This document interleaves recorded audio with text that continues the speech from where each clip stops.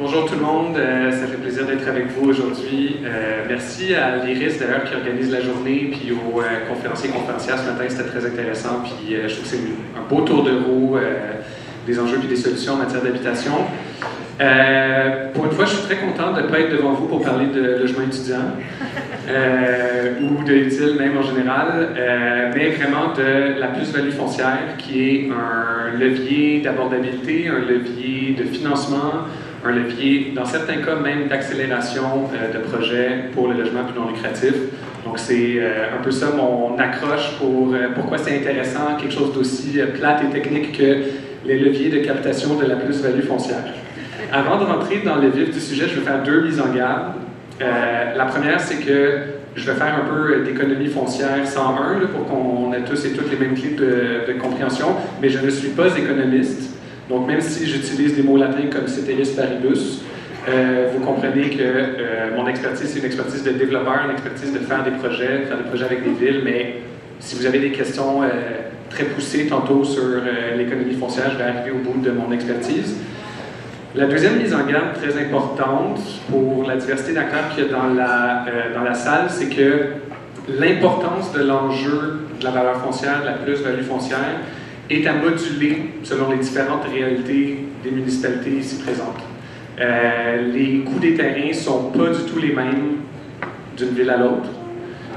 C'est pas le même impact sur les montages financiers, donc c'est pas les mêmes leviers, c'est pas le même effet des leviers, c'est les mêmes leviers.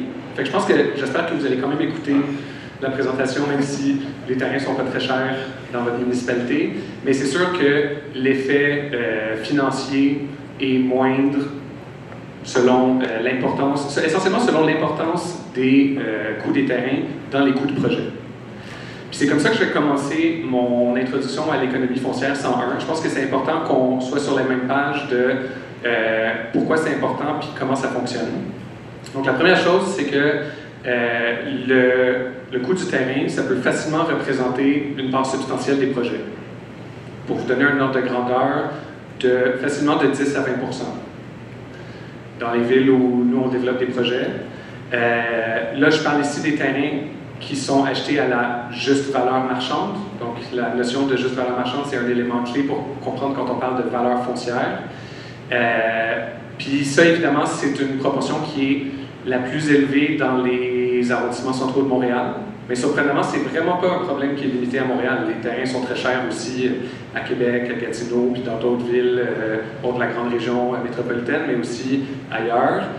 Puis, ben, ça, ce que ça veut dire, pour faire écho, par exemple, à la présentation de Marie-Sophie ce matin, si tu as besoin de 45 % de subvention pour faire fonctionner un projet standard, puis que 20 % de ton coût de projet, c'est le terrain, c'est-à-dire que la moitié de ta subvention paye juste le terrain. Puis la raison pour laquelle on a commencé à vraiment s'intéresser à la question de la captation de plus-value foncière à utile, c'est que nous, nos ratios de subvention, historiquement, sont plus autour de 20 %. Fait qu'à un moment donné, on s'est rendu compte qu'on avait des projets où la subvention était équivalente ou inférieure à la valeur des terrains. Puis là, évidemment, ça veut dire qu'un terrain gratuit peut équivaloir à un projet subventionné, là, ou une grosse partie du montage financier, mais là, je vais finir un peu sur la notion des terrains gratuits, mais les terrains gratuits, c'est pas la solution parce que les terrains sont chers. C'est ça le constat, c'est que le deuxième truc à comprendre sur comment ça fonctionne, la valeur foncière, c'est que les terrains, quand quelqu'un est propriétaire puis le vend, puis peu importe s'il le vend à utile, s'il le vend à un office d'habitation, s'il le vend à une ville ou à un développeur privé, le vendeur est en droit de s'attendre à aller chercher la juste valeur marchande. Puis comment on calcule la juste valeur marchande d'un terrain? Bien, c'est une valeur qui est résiduelle quand tu prends la valeur des loyers, les loyers que tu peux aller chercher au pied carré, mettons si on simplifie comme ça, fois, là je fais des mathématiques, fois la densité que tu peux construire sur le site, moins le coût de construction de ton projet. Je vais vous expliquer ce que ça veut dire. Ça veut dire que si les loyers augmentent dans une ville, parce que par exemple on a une crise du logement, puis là, tout à coup, tu peux aller chercher des loyers plus élevés sur le marché auprès de ta clientèle, puis que les coûts de construction restent les mêmes, ceteris paribus, les terrains valent plus cher. Fait que c'est les propriétaires des terrains ces valeurs-là fluctuent selon les paramètres macroéconomiques, les taux d'intérêt, les loyers de marché, les coûts de construction. Quand on parle de spéculation, généralement, la spéculation, elle est foncière. Si vous regardez les rôles d'évaluation municipaux des dernières années, les propriétés n'ont pas explosé en valeur. C'est la composante terrain des propriétés qui a explosé. C'est le terrain qui est en quantité limitée. Ça, c'est économie foncière 101. On a un nombre limité de terrain et il y a toujours une rareté parce que même si on dit construisons plus, il y a toujours une quantité limitée de terrain à proximité des axes de transport en commun, à proximité des lieux d'emploi. Il y aura toujours une différenciation de la valeur des terrains. Bref, la valeur foncière, elle est donc corrélée à ton contexte économique, le marché, les coûts de construction, et, puis là, je commence à amener ça à la captation, elle est corrélée à ta densité. Si vous voulez savoir c'est quoi l'importance de la valeur foncière dans votre municipalité, la clé de lecture la plus importante, c'est les valeurs au pied carré construisibles. Si vous faites faire une évaluation de valeur agréée par un évaluateur agréé comme Altus ou whatever, ils vont aller chercher la valeur maximale développable et ça va être basé sur une valeur au pied carré pour des comparables. Puis c'est là où on voit c'est quoi les leviers qu'on a pour agir là-dessus. Donc, la densité qui est autorisée sur un site, ça, vous avez toutes les municipalités dans la salle. On n'est pas juste des municipalités, c'est pas tout le monde qui a du pouvoir là-dessus ici, mais les gens qui sont dans les municipalités ont un contrôle sur un des paramètres de cette équation financière-là, c'est la densité. Puis le premier message clé que je veux passer, puis que je veux être sûr qu'on comprenne bien avant de rentrer dans comment on utilise ces leviers-là, c'est que les villes ont toute une série de pouvoirs et de responsabilités, sans cadre fiscal renégocié, on est tous et toutes d'accord ici, mais elles ont ces pouvoirs-là de zonage d'un côté, qui sont des immenses leviers de création de richesse. Quand une ville double le zonage autorisé sur un terrain, elle double sa valeur. Là, c'est pas de l'argent qui est réalisé, c'est une valeur théorique, sauf que la personne qui est propriétaire de ce terrain-là, tout à coup, son bilan personnel ou corporatif, la valeur du terrain vient de doubler. Puis de l'autre côté, les villes ont des responsabilités en habitation, avec des transferts fiscaux, financiers limités, mais elles se retrouvent souvent de plus en plus à payer la facture pour des projets de logements sociaux, des projets de logements abordables. Puis, nous, ce qu'on voulait réfléchir, ce que je vous invite à réfléchir avec moi dans les prochaines 15 minutes, c'est comment est-ce qu'on peut arrimer ces deux pouvoirs et leviers-là. Puis là, ça, c'est un changement de culture, un changement de paradigme. C'est un changement de paradigme qui est en cours au Québec. Charlotte a parlé des nouveaux pouvoirs ce matin aussi, qui déjà invitent à arrimer les pouvoirs d'urbanisme, les réglementations d'urbanisme, pour les amener au-delà de notre vision traditionnelle en Amérique du Nord, qui est vraiment basée sur la forme des bâtiments, puis se dire, OK, comment est-ce qu'on peut utiliser ces pouvoirs-là pour générer de l'abordabilité, faciliter des projets et réduire les besoins en subvention. C'est ça la réflexion de base. Puis, il y a 3 ans, en fait, il y a 4 ans, la date initiale de cette activité, on aurait eu une conversation très différente parce qu'aucun de ces nouveaux pouvoirs-là, zonage incitatif, zonage différencié, n'existait au Québec. Et donc, c'était un changement de culture à faire, de dire on a une responsabilité d'arrimer notre réglementation d'urbanisme avec des objectifs de logement abordable. Aujourd'hui, le ministère des Affaires municipales a dit vous avez ces pouvoirs. Utilisez-les, mais il y a aussi c'est pas les seuls leviers, je vais en parler de quelques autres, mais je pense que c'est un signal très fort que ce changement-là est en cours et qu'on peut penser la réglementation dans des objectifs qui ne sont pas juste l'intégration architecturale, par exemple. Donc, ça, c'est notre cadre général. Maintenant, si on rentre sur la notion de plus-value foncière. La plus-value foncière, c'est quelque chose qui est justement généré dans notre jargon du monde de l'urbanisme au moment d'un changement de densité.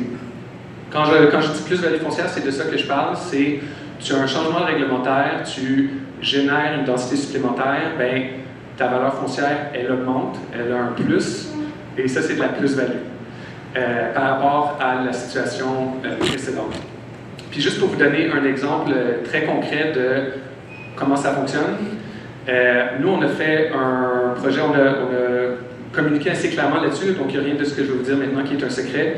On a un projet qui est en construction aujourd'hui au coin, ici à Montréal, au coin Ontario-Saint-Laurent. C'est un terrain qui était zoné 5 étages. On l'a acheté à une valeur basée sur les 5 étages. C'est ça qui est important. C'est de l'acheter, de fixer la valeur à ce moment-là. On a fait toute une collaboration avec la ville, avec l'arrondissement pour finalement autoriser un projet de 13 étages. Puis ça a généré un écart de valeur d'à peu près 6 millions, qui est autant de subventions dont on n'a pas besoin dans le projet. Et quand on a démarré ce projet-là, on a expliqué à la ville, bien, on a besoin d'une subvention municipale pour faire le projet, qui correspond aussi à peu près à 6 millions. Puis, bien, on va avoir besoin de la même subvention si vous nous autorisez à faire 70 logements sur le site que si vous nous autorisez à en faire 180. Donc, pour le même montant, on fait plus que deux fois plus de logements.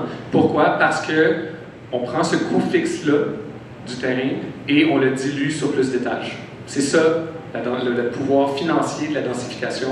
Puis c'est ça, à l'inverse, la plus-value. Le terrain valait, mettons, 5 millions. Après le changement de zonage, il en valait, mettons, 11. Fait que ça, c'est de la valeur qui est générée et c'est très important de lier ça à un autre des thématiques de la journée, le logement à but non lucratif.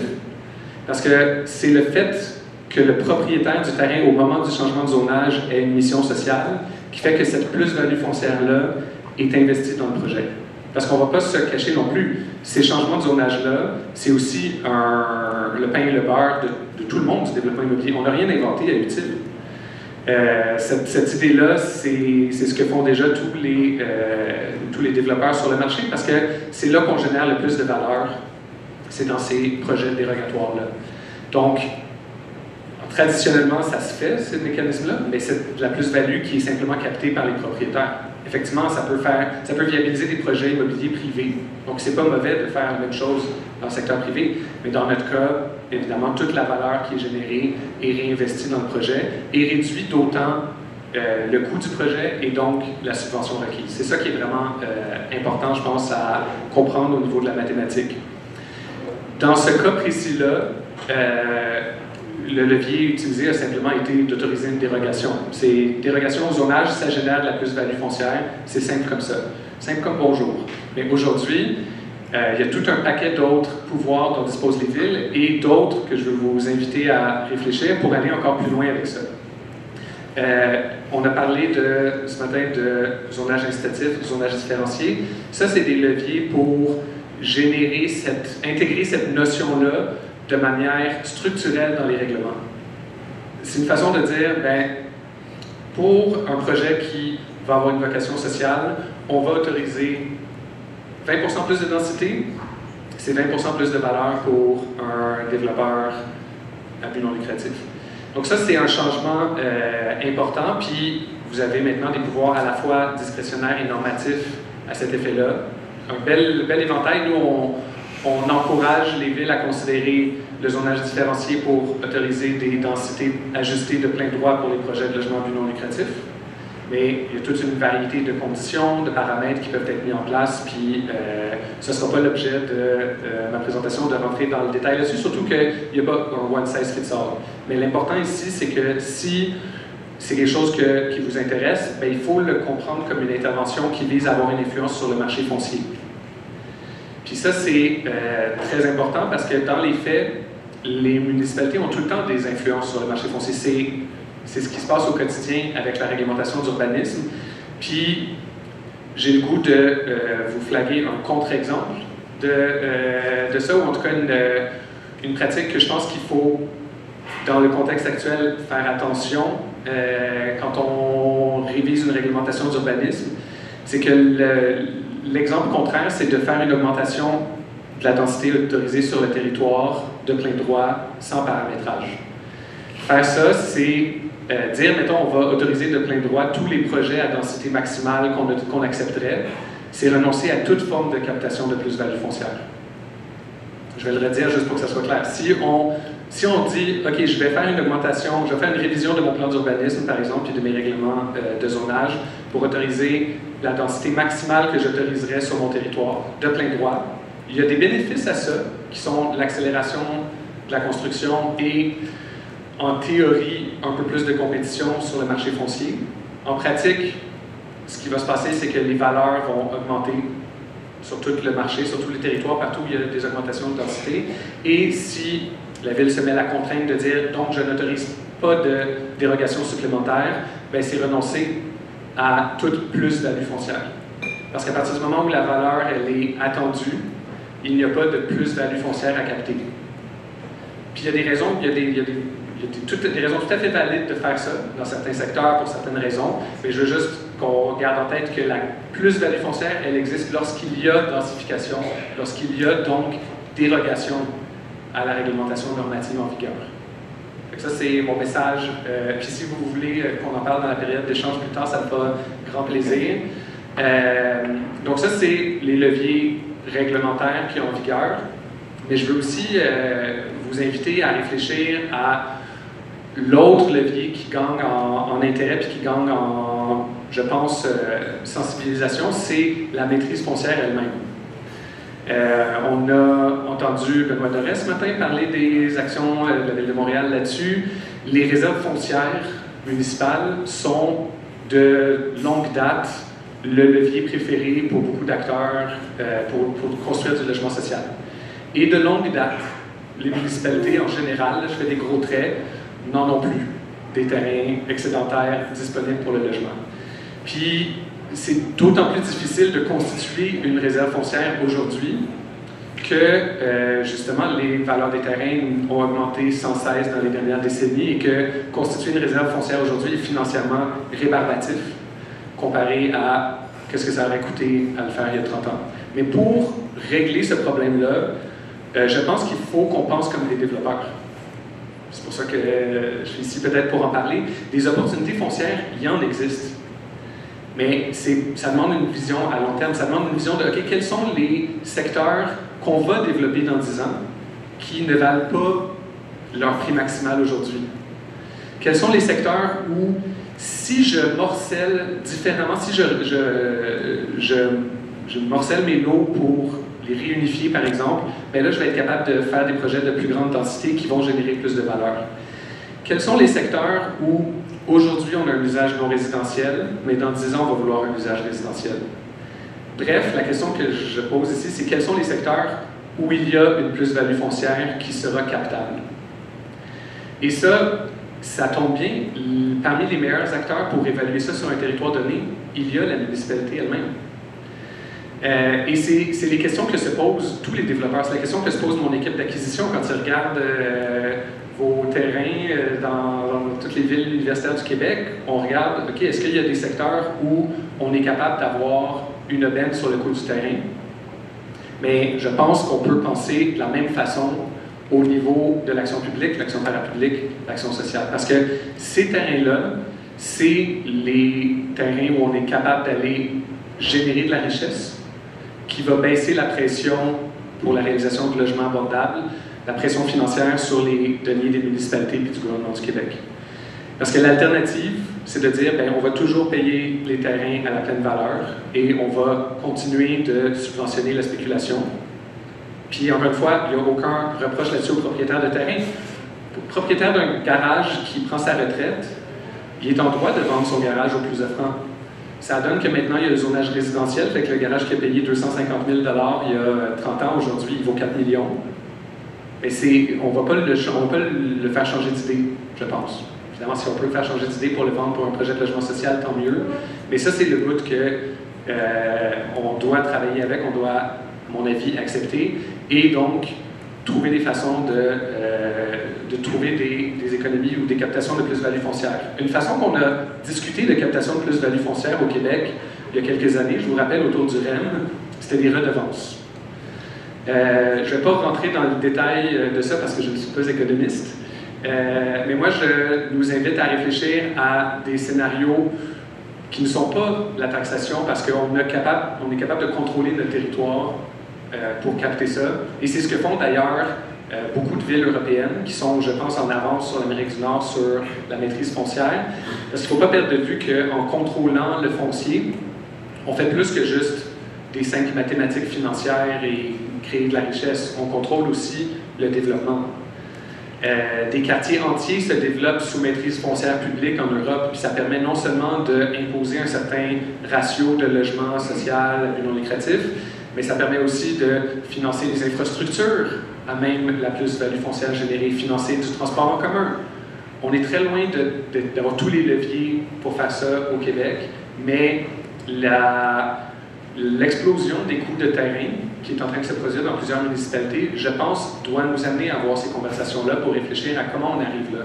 Puis là, c'est difficile avec les outils qu'on a. La maîtrise foncière, c'est plus compliqué pour des municipalités. Je vais être très franc là-dessus, en tout cas de l'impression que j'ai de l'extérieur, parce qu'il y a toutes les contraintes d'octroi de contrat, puis il y a toutes les contraintes comptables et financières également, qui font que, par exemple, une municipalité qui veut céder un terrain qu'elle a acheté à la valeur non marchande, bien, doit constater une perte si elle donne ou le vend en bas de la valeur. Donc, il y a tout un défi là. C'est pour ça que souvent, c'est réalisé par des bras de développement, des parapublics. Dans notre cas, évidemment, complètement indépendant des municipalités, on le fait à notre échelle, mais on n'a pas l'avantage, nous, d'être intégrés avec les services d'urbanisme. D'intégrer la fonction foncière et la fonction planification urbaine, c'est là où on génère le plus de contrôle sur le foncier et le plus d'opportunités de captation. Donc, je n'ai pas des solutions parfaites sur comment on arrive à réaliser cette vision-là, mais il y a des pouvoirs supplémentaires qui ont été dévolus aux municipalités qui vont dans ce sens-là aussi, comme le pouvoir de préemption, dont on parlait beaucoup dans les dernières années, et qui vient introduire un entre-deux intéressant entre l'expropriation, qui est extrêmement contrainte et dispendieuse et limitée, et pas toujours socialement acceptable, et l'action au marché, au gré à gré, où là, il faut t'attendre que quelqu'un veuille te vendre un terrain pour pouvoir l'acheter. Et là, ça donne un levier supplémentaire qui peut permettre de rêver à des actions foncières renouvelées. Et c'est un peu ça, moi, mon appel. Je pense qu'on a ces deux nouveaux pouvoirs-là, l'action à travers la réglementation et l'action à travers le foncier, qui génère énormément d'opportunités de réduire les subventions dont on va avoir besoin pour des générations de prochains projets immobiliers. Encore une fois, c'est pas parfait, c'est pas miraculeux comme solution non plus, et généralement, il va toujours falloir quand même du financement public pour viabiliser ces projets-là, et peut-être qu'il en faut pour débloquer le potentiel d'action foncière des municipalités, parce que, encore une fois, dans le pacte fiscal actuel, on n'a pas tous les leviers pour y arriver, mais je pense que c'est une conversation qui est bonne, en tout cas, que je souhaite qu'on puisse avoir ensemble aujourd'hui et dans les prochaines années au Québec. Merci.